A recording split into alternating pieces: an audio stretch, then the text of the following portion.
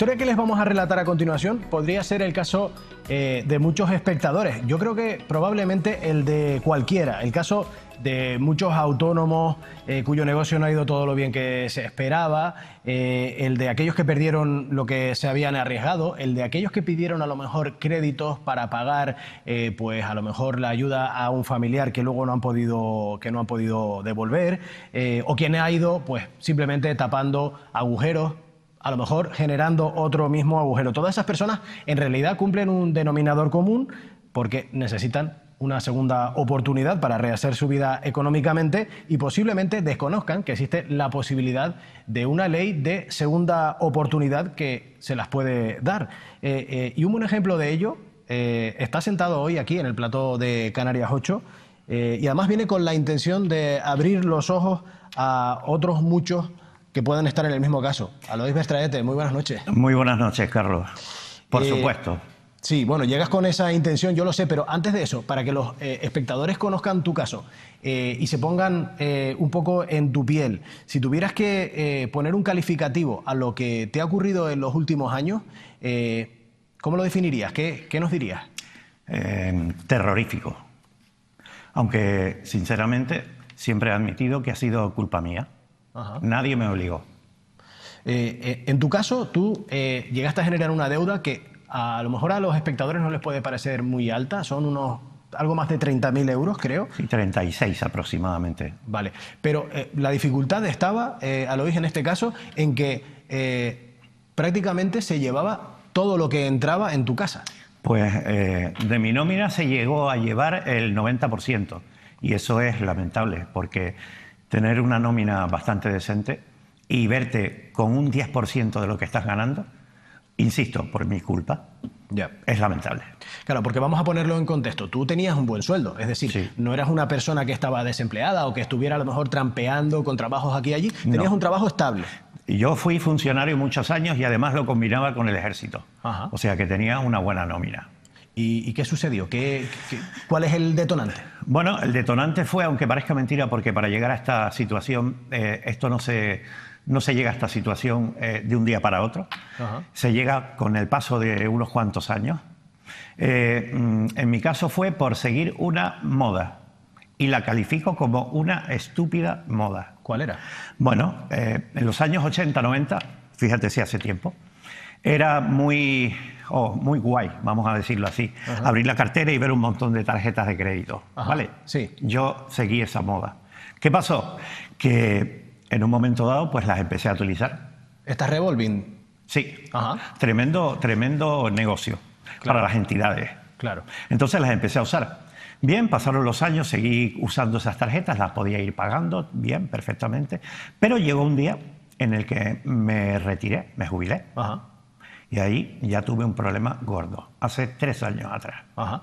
Vale, ¿y qué pasó? ¿Te jubilaste? Y entiendo que a lo mejor esa jubilación supuso una merma en los ingresos que tenías. Evidente. Y claro, de todas esas tarjetas que habías ido adquiriendo, ¿se devengaban pagos de intereses de los gastos que habías tenido? Sí, claro. Ajá. Claro, y unos intereses realmente exagerados. Pero bueno, al principio, pues ya digo, simplemente las vas usando y dices, bueno, voy pudiendo capear el temporal, voy pagando esta, voy pagando la otra, ¿vale? Pero cuando llegó el momento del retiro, hace 3 años, ahí fue ya para mí la hecatombe, porque mi nómina se redujo pues drásticamente. Y en ese momento de que vives, ¿qué haces? Porque claro, de un día creo que llegaste a relatar que no tenías incluso para lo básico, para ir al supermercado a hacer una compra. Cierto. Sí, la verdad es que, bueno, pues después ya viendo cómo estaba el tema, empecé a cometer un error todavía mayor, si cabe, que fue buscar microcréditos para tapar unas cosas con la otra, es decir, desvestir un santo para vestir al otro. Eso es un error garrafal, porque la pelota se va haciendo cada vez mayor y llega un momento en el que ya no puedes responder. Yo me vi que no podía responder, o sea, que me ingresaban la nómina y me encontraba con 100 euros que me quedaban limpios. ¿Y tuviste que recurrir a alguien, algún familiar, algún amigo? Mi hermano Eric. Ajá. Me echó una gran mano. Vale, entonces, un día de casualidad vi un anuncio de Canarias Sin Deuda Group ahora. Ajá.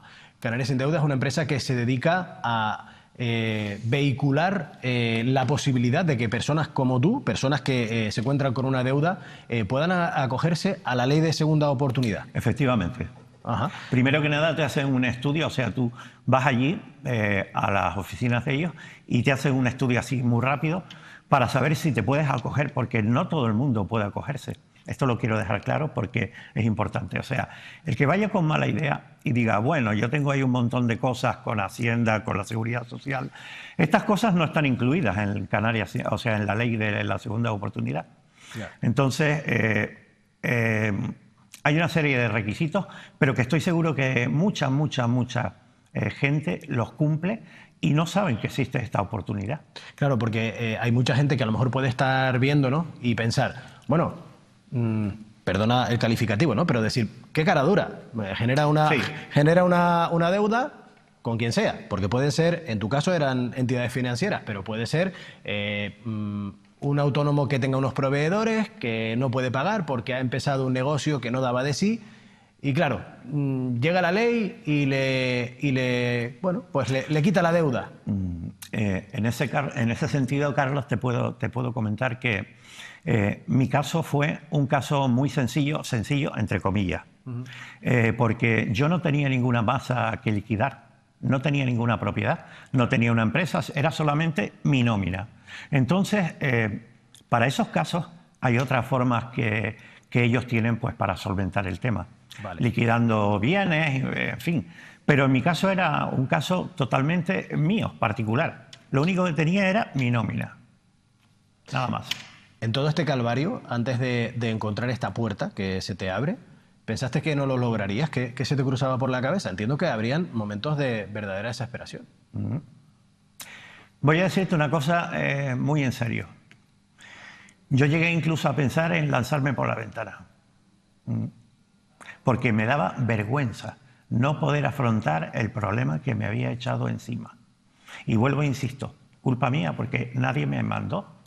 Pero lo fui sobrellevando como buenamente pude hasta que llegó un momento, ya digo, en que casualmente, no recuerdo ni siquiera qué cadena fue, vi un anuncio de Canarias Sin Deuda y digo, podría ser, vamos a ir a ver, no pierdo nada yendo.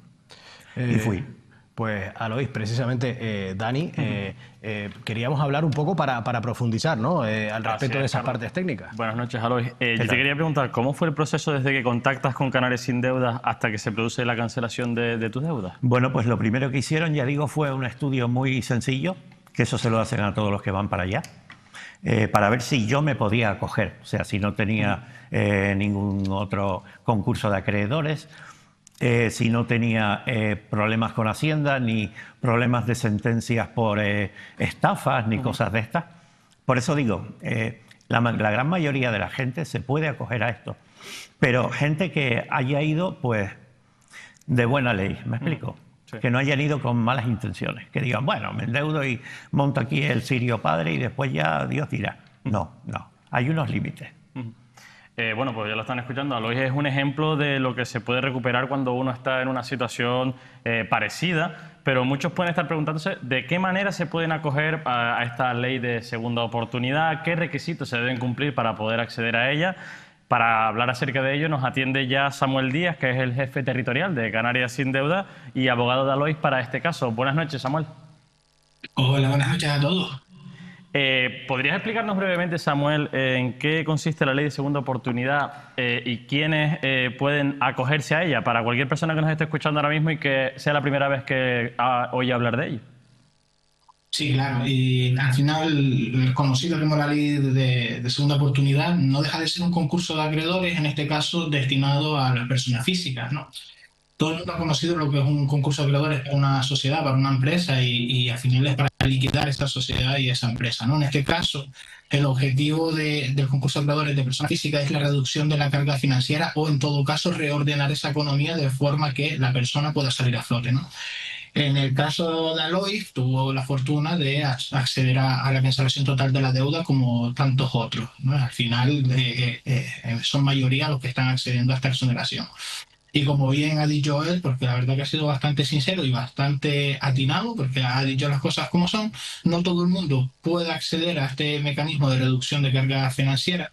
Hay una serie de requisitos legales que hay que cumplir en todo caso y efectivamente no pueden haber condenas por estafa, delitos contra el patrimonio, robo, hurto, en fin, delitos socioeconómicos contra la seguridad social, contra Hacienda, contra los derechos de los trabajadores. Al final es demostrar que la persona sea un deudor que se conoce como de buena fe. Luego hay una serie de requisitos un poquito más técnicos, pero que por regla general la gente efectivamente suele encajar y no lo sabe. Entonces, para eso también estamos nosotros, ¿no? Para poder guiarlos y en caso que sean expedientes que puedan ser viables, comentarlos y vehicular efectivamente ese expediente hasta el final, ¿no? Por lo menos que no se quede con el no haberlo intentado. Hay que intentarlo y poder salvar a esa persona y por tanto su economía. Señor Díaz, muy buenas noches.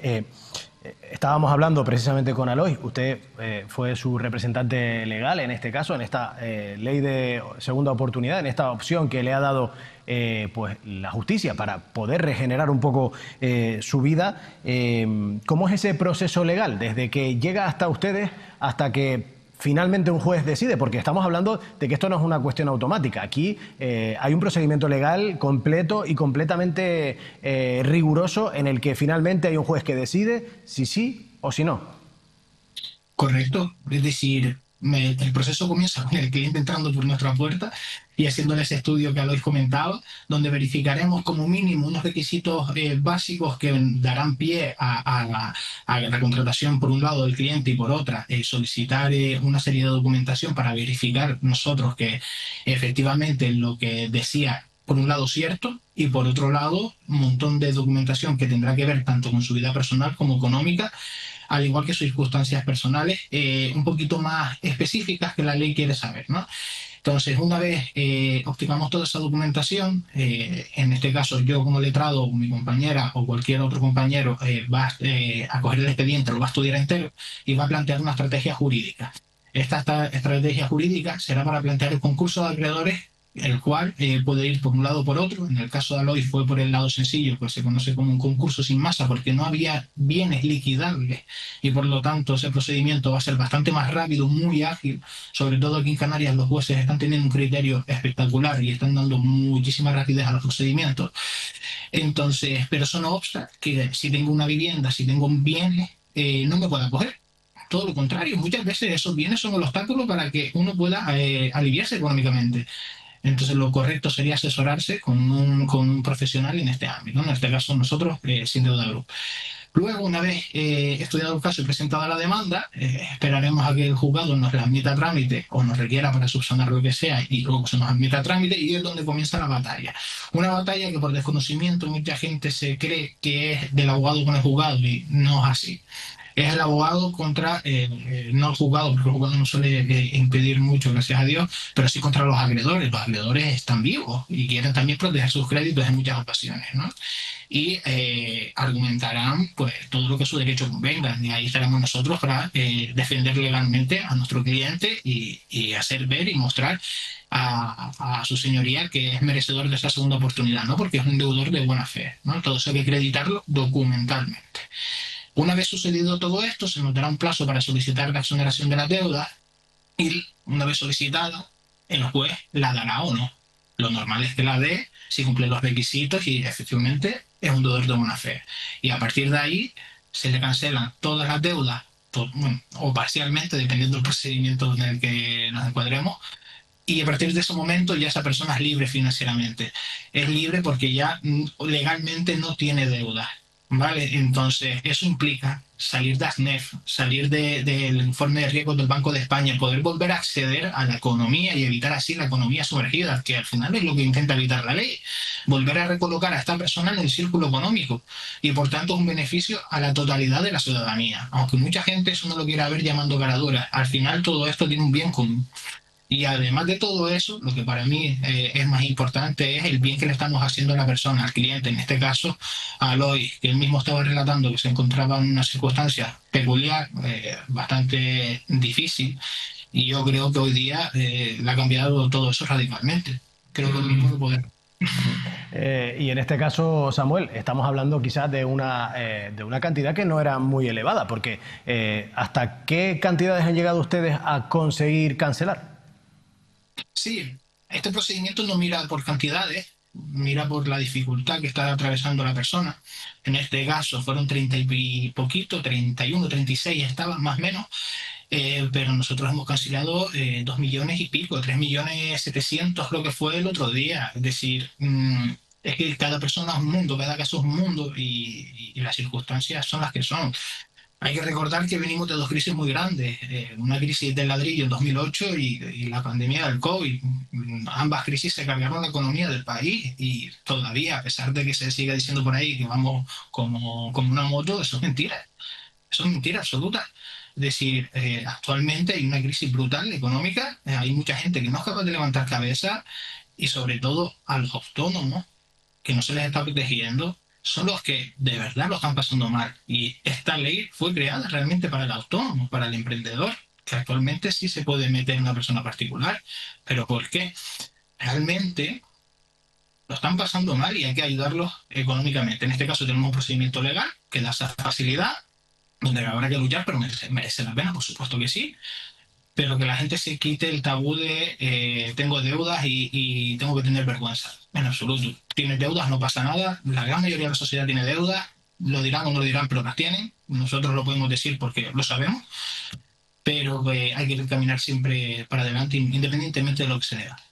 Pues señor Díaz, con ese mensaje nos quedamos y también con la idea de que precisamente este es un resorte que sirve para personas que han tenido a lo mejor una mala gestión, pero simplemente tienen buena fe. Es decir, aquí el elemento más importante es que esa deuda no se haya generado a través de una estafa, a través de la conciencia previa de que se quería llevar un dinero que no era suyo y por eso la justicia les da esta segunda oportunidad. Muchísimas gracias, señor Samuel Díaz, jefe territorial de Canarias Sin Deuda, la empresa que ha vehiculado esta posibilidad para nuestro testimonio de hoy. Buenas noches.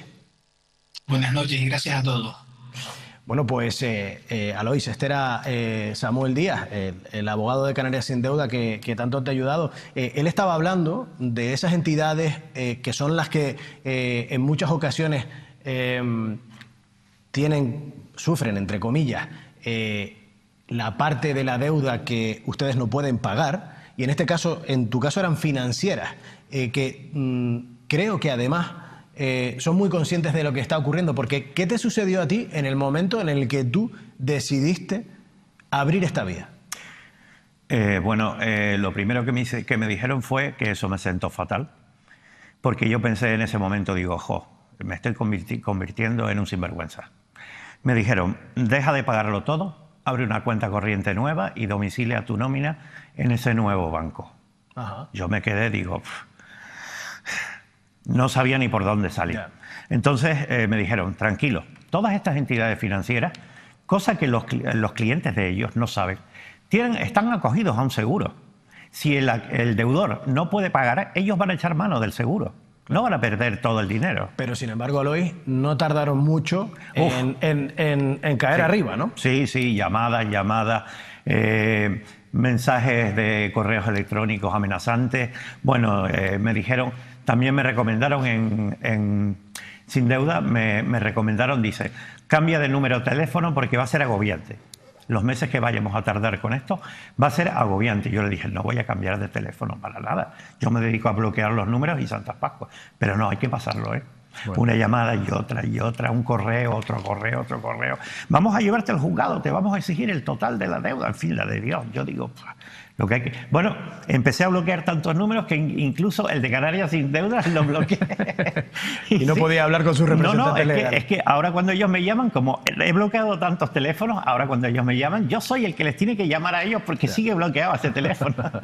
Pues Alois Bestraerte, muchísimas gracias por venir a contarnos con la cabeza tan alta, con ese orgullo, con esa claridad y también con la intención de hacerle llegar a los demás el mensaje de que hay una posibilidad, cuando uno se ha equivocado, de volver a empezar. A ver, Carlos, si me permites, yo quería decir solamente una cosa. No me siento en absoluto orgulloso de haber llegado donde llegué, en ese sentido. Pero por otra parte, para mí hubiese sido súper sencillo, una vez que me dieron ya el auto de de exhorto, pues para mí hubiera sido súper sencillo decir, no vamos a airear esto más, quédate en casa y ya está todo solucionado. Pero pensé, macho, ¿cómo estabas tú hace 3 años? Claro. Digo, no, voy a ir a esta cita que me han dicho para que los indecisos vean que sí que es posible. Pues sí. Que pueden salir adelante. Pues sí. Entonces les invito a que vayan y que lo miren.